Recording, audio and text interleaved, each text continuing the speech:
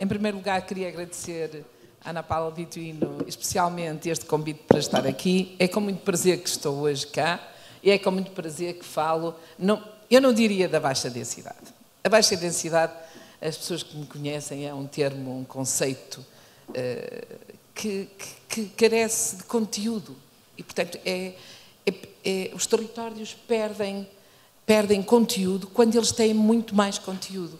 Os territórios podem ter pessoas, podem ter atividades, podem ter agricultura, podem ter floresta, podem ter água, podem ter recursos e, portanto, baixa densidade de quê? Pronto. Quando temos aqui territórios maravilhosos, e Portugal é um país muito pequeno, é uma nota, um país muito pequeno, com uma grande diversidade e uma grande riqueza. Portanto, temos de dar valor ao território. E dar valor é não minimizar os recursos que os territórios têm. Segunda nota, e depois respondo à pergunta, queria dizer que eu fiz o meu trabalho de casa, também fiz um PowerPoint, que depois será disponibilizado e fica de trabalho de casa. Nós combinamos aqui que eu não apresentava PowerPoint, de modo a podermos ter aqui uma conversa mais fluida, e é com muito prazer, e na prática até tenho duas possibilidades. Tenho o PowerPoint que podem analisar em casa, e que tem mapas maravilhosos, e vão ter a possibilidade daqui de conversar sobre outras coisas. Pronto. Ora, vamos lá ver. Relativamente à pergunta, e vou-me focar aqui na pergunta. Não haja dúvida, há determinadas aldeias que têm muito pouca gente e têm um conjunto de idosos que podemos dizer que estão abandonados, estão muito isolados. E, portanto, esses idosos têm dificuldades a se movimentarem dentro das suas casas, as suas casas não têm o conforto desejável, têm escadas que eles não podem, que não têm acessibilidade física, mas têm uma comunidade, neste caso de 200 pessoas, noutros casos mais pequenas. O que eu diria é que, logicamente, os serviços é que têm de ir a ter a elas. Não são elas que têm de, se uma vez por mês, seja o que for. França é um bom exemplo relativamente a isto. Tem pequenos serviços. Nós temos aqui uma experiência em Portugal muito interessante, que é a Loja do Cidadão, mas está pensada mais para contextos urbanos. Nós devíamos pensar o que é que podia ser uma loja ambulante, pronto, uma loja ambulante que traz os medicamentos, traz todos os bens que as pessoas precisam e, além disso, traz os serviços. Logicamente que as pessoas precisam de serviços e cuidados de saúde.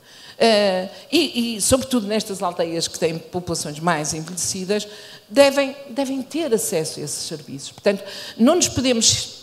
Temos as questões da acessibilidade, têm de ter dois sentidos.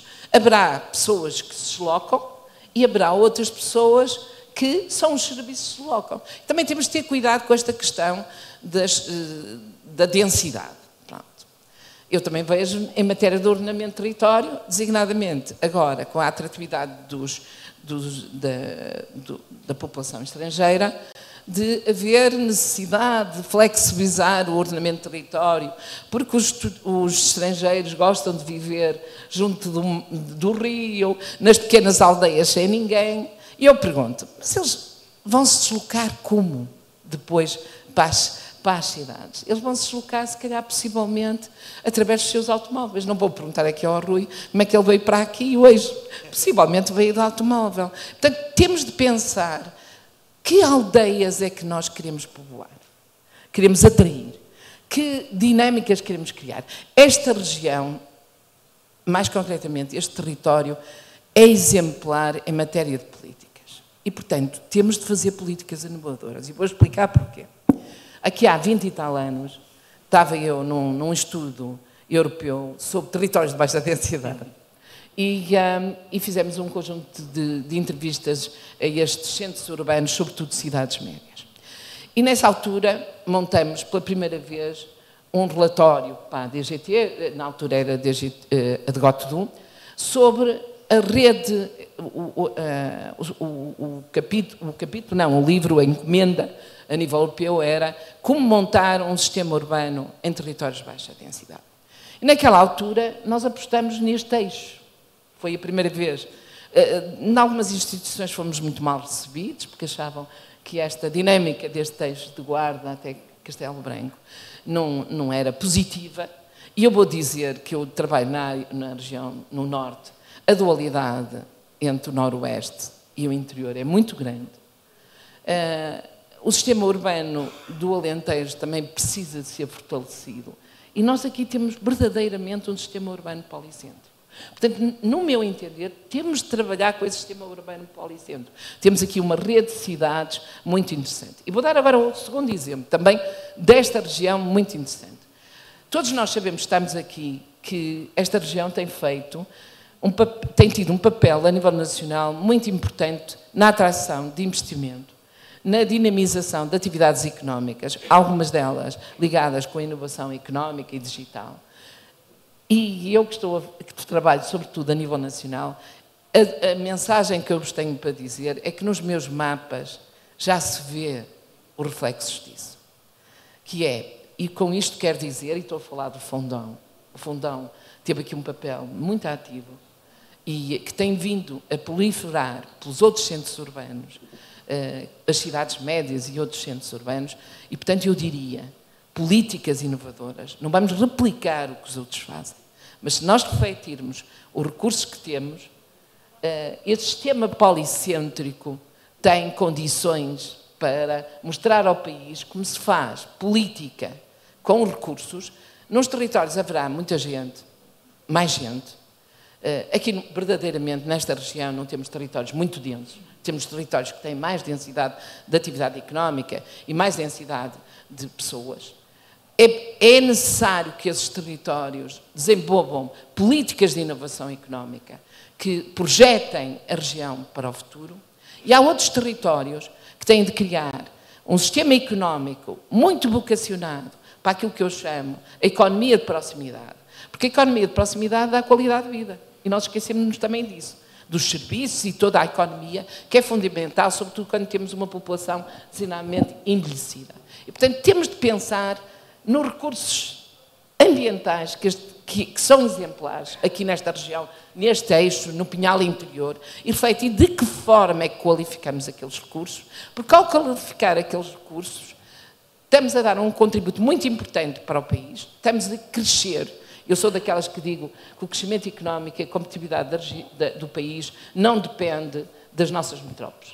Depende delas, claramente. Elas têm aqui obrigações para com o país. Mas, além disso, compete a todos os territórios. Portugal só cresce, só se torna mais competitivo se todas as regiões contribuírem para esse crescimento. Mas o crescimento que faz, constrói-se, transforma-se a partir de recursos diferentes. Este território tem recursos que outros territórios não têm. E, portanto, eu diria que, sim, respondo à sua pergunta, relativamente à baixa densidade, vamos refletir os territórios. Não,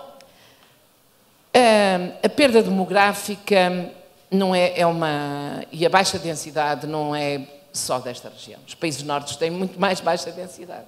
O nosso problema não é a baixa densidade. É que os países nórdicos têm baixa densidade, mas não têm tanta vulnerabilidade como nós temos aqui. São mais competitivos na baixa densidade. E, portanto, nós temos de, logicamente, pensar como criamos valor económico a partir de recursos que nós temos, valorizando e qualificando os recursos. Pronto. Logicamente, de maneira diferente. Relativamente aos serviços, claro que esta população é envelhecida. Tem uma característica também muito comum, muito diferente do Alentejo e muito comum ao Norte, é que as populações idosas não estão institucionalizadas. Preferencialmente, estão em sua casa. Preferencialmente, as suas famílias tentam que elas se mantenham em casa. E isso é um valor com futuro. É um valor, as políticas públicas agora não estão a investir na institucionalização.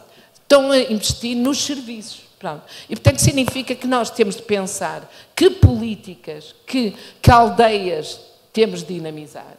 Possivelmente algumas não vamos conseguir dinamizar, mas não é dramático se nós conseguirmos criar um sistema policêntrico. Pronto. E, portanto, eu diria, nós há 20 anos falávamos, e o PNPOP também fala disso, a importância dos centros regionais. Trata-se do sistema urbano nacional. O país tem de se estruturar com as duas metrópoles e com centros urbanos regionais. Naturalmente, tem de ter uma estrutura de organização.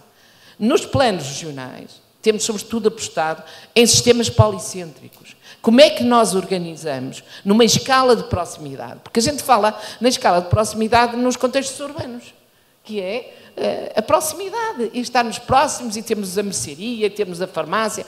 Mas então, e nos contextos rurais? Os contextos rurais constrói-se proximidade a partir de uma oferta, também ela próxima das pessoas. E, portanto, significa que não é só através da mobilidade. Aqui o Estado tem de pensar como é que leva os serviços às pessoas.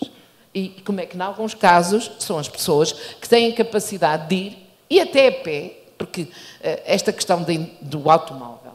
O automóvel é um desafio dominantemente para as duas áreas metropolitanas. E, portanto, mas eu não vejo como é que vamos diminuir o automóvel nas áreas metropolitanas, porque eu não vejo transportes coletivos adequados para as pessoas se não oferecermos transportes. Os transportes podem, e desculpem esta sinceridade, mas os transportes podem ser mesmo muito baratos.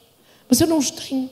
Eu não tenho acessibilidade a eles, eu não tenho oferta, mas estão aqui pessoas. Eu não sou especialista de transportes, eu sou especialista, se é que sou especialista em alguma coisa, em ordenamento de território. As pessoas usam os transportes quando os têm e quando eles são eficientes.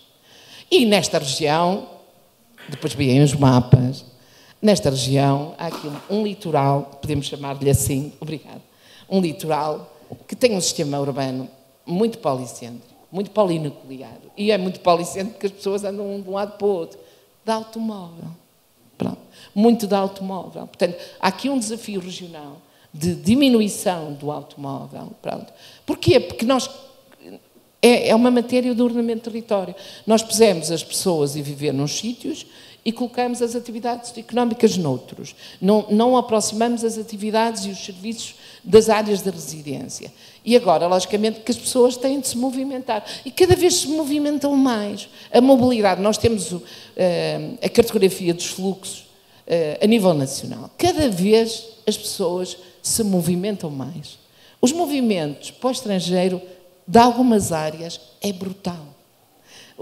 E nós temos estatísticas, está aqui o INE, que eu já me cruzei com o Francisco, e o INE, no recenseamento, pergunta designadamente onde é que as pessoas trabalham e para que escola vão. E a partir daí nós conseguimos perceber que há territórios, designadamente o interior, que há um número muito significativo de pessoas que trabalham e estudam nos próprios territórios. Deviam ser gratificados por isso, porque aqui têm uma autonomia, podemos dizer, relativamente às questões da escola e relativamente ao trabalho. Mas há aqui territórios a nível nacional.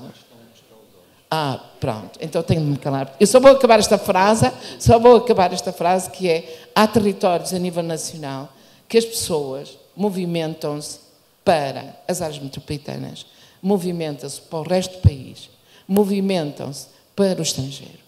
Portanto, significa que poucas ficam lá a trabalhar. E, portanto, significa que, na prática, o que significa é que nós temos de olhar para o território e, a partir do território, refletir quais são as melhores políticas na distribuição de serviços, porque há aqui territórios que não têm acessibilidade suficiente aos serviços.